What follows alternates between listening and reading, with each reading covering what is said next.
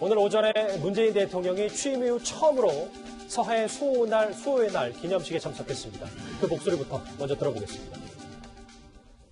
서해 수호 영웅들의 생각하시는 바로 그 애국심의 상징입니다. 영웅들이 실천한 애국심은 조국의 자유와 평화가 되었습니다. 우리는 아무도 넘볼 수 없는 강한 안보, 한반도 평화와 번영에 대한 국제사회의 신뢰와 협력을 이끌 수 있게 되었습니다. 그런데 이 문 대통령을 두고요. 미래통합당의 박형준 공동선대위원장은 2년간 불참하다가 총선을 의식한 행보 아니냐라는 이런 발언을 했습니다. 그동안 문재인 대통령은 취임 이후 국가안보의 가장 상징적 사건인 이런 사건들에 대해서 한 번도 행사에 참석하지 않았습니다. 이제 총선을 앞둔 올해야 처음 참석을 한다고 합니다. 이현정 의원님. 네. 물론 뭐 기념식에 대통령이 당연히 참석할 수도 있고 뭐 그 의도는 뭐 저희가 그거에 대해서 문제 삼지는 않겠습니다만 야당에서는 주장하는 총선용 아니냐라는 지적도 있긴 있던데. 2010년이죠. 3월 26일 날 천안함 폭침 사건으로 해서 우리 46용사가 순국을 했습니다. 자, 근데 이 천안함 폭침 사건을 놓고 그동안 지금 현재 여당에서 끊임없이 이 폭침의 원인에 대해서 북한이 한 일이 아니다라는 주장들이 계속적으로 나왔어요.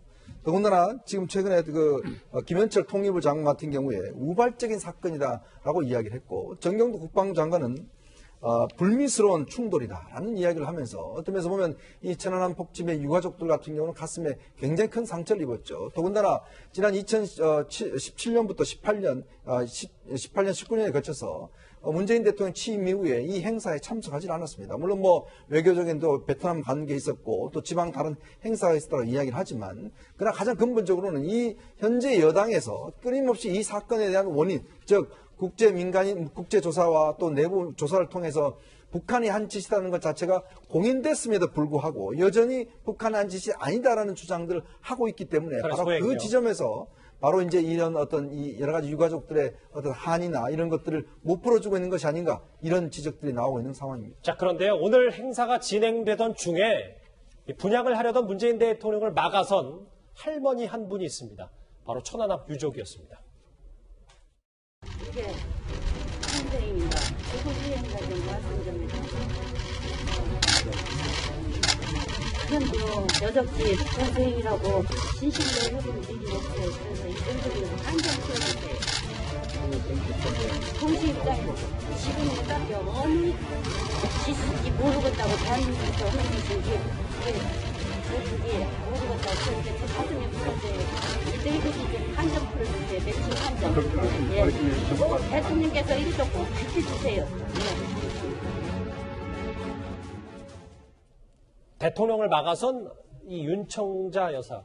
누군지 조금 더 최 교수님 알아봐야 돼요. 예, 이분은 그 천안함 사건 때문에 목숨을 잃은 고 민평기 상사의 어머님이십니다. 윤청자 여사인데 이분이 이제 그 평소에도 보상금으로 받은 돈을 해군이나 청와대에 계속 기부를 하셨어요. 그러니까 본인의 아들의 유족 보상금은 1억 원을 청와대에 성금으로 기탁을 했고요. 또 지난 그 2010년 4월 29일 천안함 사육용사 합동 연결식에서는 강기갑 당시 민주노동당 대표에게 그렇게 얘기를 했죠. 이북주란 말 좀 그만하시라. 피가 끓는다 이런 얘기도 하셨어요. 그러니까 아들의 죽음에 대해서 상당히 가슴 아파하시면서 또 해군은 이분의 그 어떤 이런 마음들을 받아서 그 기부된 돈을 가지고요. 현재 2함대 초기압 9척에 각각 기관총 18척을 각각 나눠서 장착을 했습니다. 그래서 결국은 민평기 상사는 같지만 그 상사의 혼은 우리 해군과 함께하고 있다 이렇게 볼 수 있습니다. 그분이군요. 구정처장. 네. 핵심은 이건 것 같아요. 그러니까 윤청자 여사가 문 대통령에게 물어본 이유가 대통령이 오늘 기념사에서 북한의 소행이란 북한을 지적하는 겨냥하는 말이 없었기 때문에 네. 혹시 재차 물어본 건 아닌지 뭐 이런 여러 가지 분석들이 나오고 있거든요. 그렇습니다. 이 추모사에 사실은 이제 그 부분이 정확히 명시가 되지 않았기 때문에 이제 유가족 입장에서는 누구 책임이냐, 도대체 누구 잘못으로 우리 아들이 순국하게 된 것이냐, 이것에 대한 어떤 이제 좀 한이 맺혀 있었던 것 같습니다. 그러다 보니까 이제 대통령이 직접 참석한 행사라다 보니까 대통령의 그 앞을 막고 이렇게 직접 물어보는 장면이 연출이 됐는데요. 예. 문재인 대통령께서 분명히 두 차례에 걸쳐서 얘기를 했습니다. 북한 소행이라는 정부의 입장에 변함이 없습니다. 정부 공식 입장에는 조금도 변함이 없습니다라고 강조를 해서 그 윤청자 여사가 듣고 싶었던 얘기를 대통령의 육성으로 예. 사실상 직접 들은 효과가 있다. 그래서 지금까지 우리 국민 사이에 약간 뭐 혼선도 있었고 약간 의구심도 좀 있었다라면 윤청자 여사가 묻고 문재인 대통령이 직접 답함으로써 천안함 폭침은 북한의 소행이라는 것이 정부의 공식 입장이다. 이것이 확인됐다. 이렇게 볼 수 있을 것 같습니다. 예. 문재인 대통령이 천안함을 폭침이라고 이야기한 게 5년 만에 이야기를 했습니다. 그때까지만 하더라도 이 천안함 사건에 대한 성격에 대한 분명한 입장들을 이야기하지 않았죠. 예. 그리고 또 대통령 오늘 참석한 행사에서 어떤 면에서 북한에 대한 책임성 문제를 반드시 이야기를 했어야 됐습니다. 왜냐하면 특히 이 천안함 폭침의 주범이라고 이야기했던 김영철 같은 경우에 지난번 뭐 남북회담 때 끊임없이 나왔지 않습니까? 자, 그런 상황이 되다 보니까 바로 윤청자 여사께서 도대체 그럼 누가 했느냐 이거를 이 문제에 대한 이제 의문을 계속 가진 것이고요. 현재도 참여연대나 일부 단체에서는 이 천안함 폭침 북한의 소행이 아니다라고 주장을 하고 있어요. 자, 그러다 보니까 유족들 입장에서는 아니 국가가 조사를 했고 국제기관이 조사를 했고 모든 것이 북한이라고 조사를 끝났음에도 불구하고 왜 여권에서는 아직까지도 이런 이야기를 하는가에 대한 물음을 오늘 윤청자 여사가 대통령한테 직접 한번 물어보신 겁니다.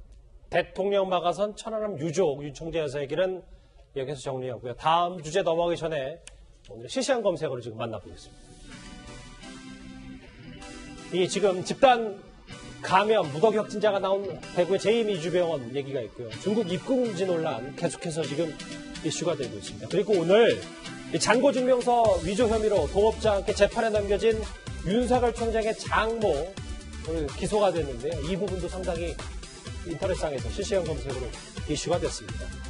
오늘 실검은 여기서 정리하고요. 다음 주제 여기도 정치권 이슈 가보겠습니다.